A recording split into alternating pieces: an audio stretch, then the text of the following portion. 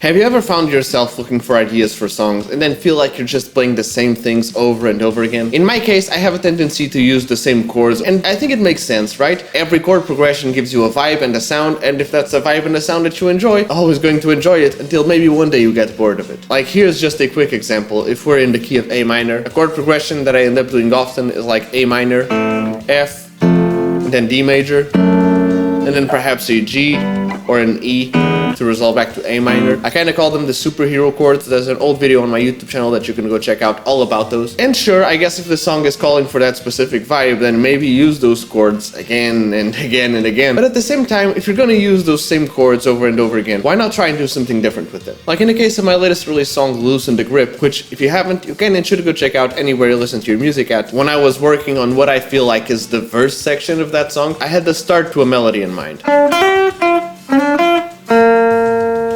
My first instinct was to look for bass notes and chords that I could play along with that melody, and after trying a bunch of them, I figured out something like this. And it sounded pretty alright, but it also sounded kind of dull to me, kind of boring. Like, there's nothing wrong about those, but if we're talking in the key of G minor, or maybe even B flat, I guess, we're starting with the 4 chord, the 1 chord, and then the 6 minor.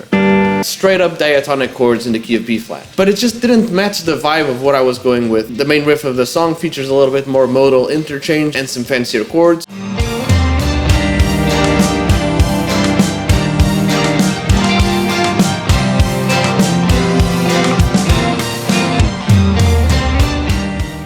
And I kind of wanted to invoke that, but at the same time still keep this melodic diatonic-ish vibe. So I started looking for other chord inversions and trying to add some of the notes of the main riff, like using a minor chord, but with a natural sixth.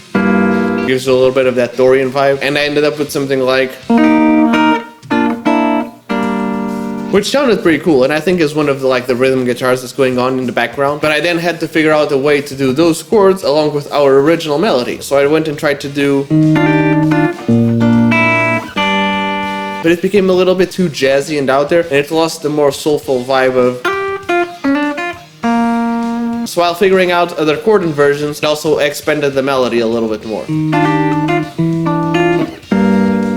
And not only did it sound cool, but if I was just playing it along with the bass player playing the root notes of each chord, between the two of us, we would be perfectly outlining the chord progression that I ended up with, which was an E flat major 7, the B flat major 7 with the sharp 11, and then a G minor 7. But as I kept playing it, I realized that the same superhero chords that I was trying to avoid were exactly the chords that I ended up with. Now, in my defense, I do think it sounds cool, and I think it doesn't sound like the superhero chords in the most obvious and standout way, but they kind of invoke that vibe, because we're starting with the E flat again, and we don't exactly move to the C major, but by doing this B flat sharp 11 chord, if we add the C underneath it, we're effectively getting a C7 chord, but we're also adding the 9th and the 4 or the 11th.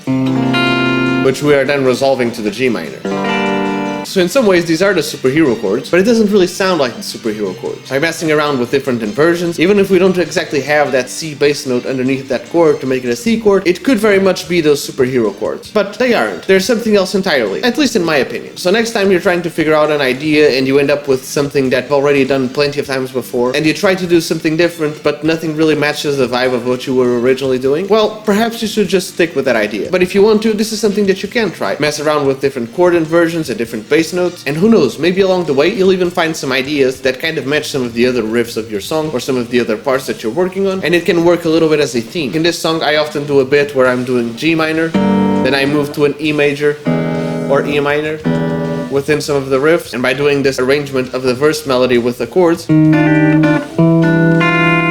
if I use this chord shape, this is kind of an E minor 7 just along with that flat 9, which is very much like another riff that we have in the song. In my opinion, it gives the song way more cohesion instead of it just being a salad of riffs that you throw into a track. Oh, and in the context of the song, the whole verse ended up sounding like this.